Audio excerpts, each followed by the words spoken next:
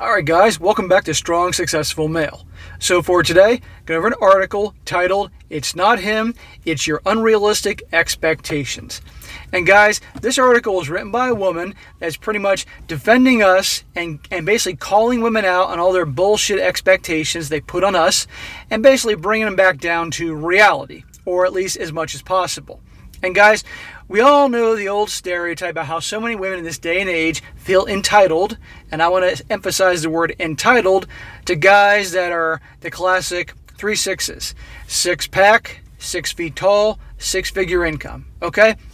Where that all came from, I've said before. Part of it came from a decade and a half of social media where your average woman who's not bad looking can get unlimited attention from guys because so many guys are fucking clueless and are constantly liking their pictures, commenting on them, all that, giving them the attention, validation, helping them make them think that the 5s and 6s are 8s, 9s, and 10s. And then 2 decades or close to 2 decades of dating apps where your average woman who's not bad looking can get flooded with emails from guys wanting to get their attention and take them out. Okay? Or thanks to many decades of the you-know-what movement, convincing women that they're worth it and they deserve everything and all that. And of course, advertising slogans like the classic L'Oreal ad, "Because you're worth it," which, in all fairness, was a very genius idea, but the point is, it's gotten that idea in their heads. So you have so many women in this day and age that complain there's no good men out there, but have these crazy expectations, expect they deserve it. And again, these are the same women that spend decades trying to get the small percentage of the guys that actually are high status and kicking everybody else to the curb, and then they get to their 30s and bitch, no guy wants them. I did a video about that on Friday. So this article goes into more of the unrealistic ideas and way women go about relationships and things like that, where they think that they can change a man, right? And really change us, and that then of course if they can't do it, they blame us and get mad and all that. Or things like they get mad that us guys aren't mind readers. They don't communicate maybe what they want or something, and they get fed up because we just can't read them. Bullshit like that. And also things like trying to figure us out. So this woman basically tries to bring them down to earth and realize this so it can save a lot of guys that do relationships and all that a lot of headaches. Or at least try to do that. So again, guys, the title of the article is, "It's Not Him, It's Your Unrealistic Expectations." Starts out saying, "You think he's an idiot. He thinks you're a nutcase. You insist he doesn't understand you. He insists you're a nutcase. You get angry and cry. He shrugs his shoulders, assumes it's a personal problem that has nothing to do with him, and chalks it up to you being an overly emotional nutcase." Sound familiar to anyone?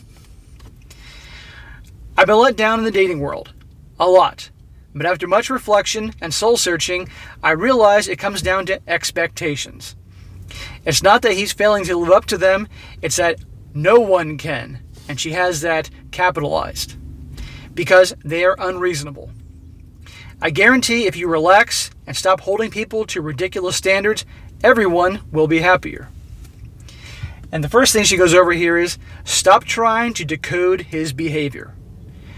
Women try to interpret what guys do as if it means something more. They're simple creatures. When they do or say something you don't really like goes one of 2 ways.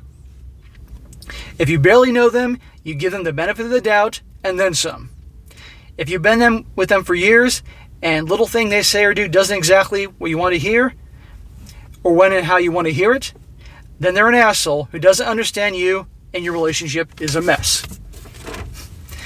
The chemistry my 15 years married girlfriend had with the college boyfriend she dated before her husband was electric. But she told me the first time they attempted to take things beyond making out on his roommate's couch, he couldn't rise to the occasion, as it were. Up until this point, there didn't seem to be an issue. They had to pry themselves off each other. She had a million explanations. He's stressed out with school. He has exams coming up. He's tired from studying all day. He has a heart problem, so maybe he has blood pressure issues. Turns out, he didn't find her all that attractive and even admitted that she was not super hot to him, which certainly would make it hard to get turned on. Yeah, exactly. Sounds like she probably gained weight or didn't take care of herself, and he wasn't turned on by her. So many women get so bent out of shape about guys when it comes to looks, but they don't get that if we don't find a woman physically attractive, it doesn't make a difference how kind she is or sweet she is or any of that stuff. We're just completely turned off and certainly can't rise to the occasion. It boggles a lot of women's mind. But understand the same way that they can't get turned on by us, if a guy who maybe is super good looking and has money and all that, but has no confidence and acts like a needy little bitch. Okay? We're just different that way. When it comes to longer term relationships, however, forget the benefit of the doubt. You immediately get upset and assume he's callous and doesn't really care about you. My same girlfriend is a perfect example. They were on vacation, and she took about an hour to get ready for some leisurely sightseeing. Excessive? Probably, but she wanted to look nice for him. As they left the hotel, he said, "You don't need to spend an hour doing your hair and makeup. You're already in 8 in sweatpants. Why bother spending an hour for 2 points?" So, any guy hearing this would think that that's a compliment. He's saying, hey, you don't need to do all this stuff because you look damn good even walking around in sweatpants with your hair all messed up. But watch her reaction. She burst into tears and sobbed, "I spend time making myself look good for you and you don't even appreciate it. And if you think that it's okay to just walk out the door without a second thought for how you look, then you don't care about yourself or your appearance and you're taking our relationship for granted. And you're going to stop making an effort with everything." Hear this drama, guys. Hear this overreaction. Ever been through something like this? Again, this guy was complimenting on her. She took a fucking hour to get ready, and he's saying it again like, hey, you look great in sweatpants with your hair sticking up and no makeup. And she makes a mountain out of a molehill and blows it up out of proportion. Creates total unnecessary drama. She said the look on his face was priceless. Her husband said she looked good without trying hard. That's a compliment, right? Yes, and any rational person would agree. Exactly. But she heard something completely different, got insulted, and concluded that their entire relationship was in jeopardy. That's crazy, right? Yes. Truthfully, I blame Hollywood. Why would you blame yourself? Please, that's just ridiculous. Which brings me to the next point. Now this is the part, guys, this is written by a woman, so keep that in mind. So, as we all know, women are exactly the best at taking ownership of their fuck-ups. So it's easy to blame something else. So she's going to go in here and blame Hollywood for a lot of their craziness, which I agree, Hollywood definitely does a very good job of programming the masses to think and act a certain way. Absolutely, TVs and movies does that. And it does have its part in this, but it's not the whole picture. She says here, next one, accept that your life is not a romantic comedy. Thanks to lame movies, we have a completely warped sense of what relationships are supposed to look like.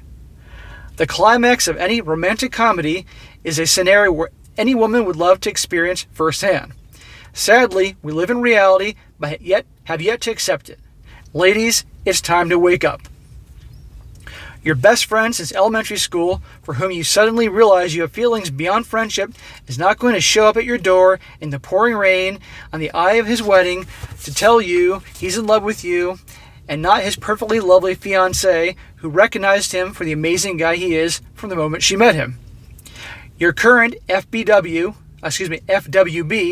is not going to wake up one day, realize he's madly in love with you, and propose on a mountaintop in the Swiss Alps with a vintage, priceless cut 4-carat diamond ring. Your heartless ex-boyfriend, who you thought was the one, until he dumped you for his receptionist, is not going to chase after you in an airport to catch you before you fly off to meet the guy you've been Skyping with for 6 months. This is the bullshit that you see in movies and TV, but you got so many women that, whether they want to admit it or not, hope that these type of scenarios will happen. And it just doesn't. It's just total bullshit. It's entertainment, nothing more. She says, if only. But I guarantee at some point there was a guy who bought you flowers or wrote you a love letter and a sticky note that says, I love you, or put some thought into the date he planned for you. Why isn't that good enough? And she says, Hollywood. It's hard to accept that our lives will never resemble what plays out on TV thanks to a team of producers, scriptwriters, and actors. They all look so happy, everything always works out in the end. Again, it's entertainment, and believe me, great studies have done to see, with test audiences and things like that, how people respond. It's a business, nothing more. But so many people think, not just women, guys follow Hollywood too. How many of you guys think that if you're just so nice to a girl and you treat her like the queen and all these things, that she's just going to realize the guys that she's with that treat her like crap, but she's drawn to, and she'll just realize that she was crazy and would go after the guy? How many guys do that? Quite a bit. So it isn't just women that do it. So guys, as I've said before so many times, movies and TV are bullshit. Do not use them as an example to help you figure out how to do things in life, in particular with dating and relationships and pickup and hooking up and all that. It's total bullshit. And if you don't believe me, if you think I'm full of shit, just watch these movies and do what they do and see what kind of results you get. She goes on, I guarantee no matter who you are or who you're dating, your life will never look like it did in the TV show you watch religiously on your couch in your PJs with a thin crust pizza and a bottle of Pinot Grigio, live tweeting running commentary with your Twitter friends. Your life will never be perfect. Your relationship will never be perfect. Nothing will ever be perfect. That's okay. Now get over it. Yeah, she's sticking it to the women here, making it quite clear. Next up, you can refine him. You can't change him.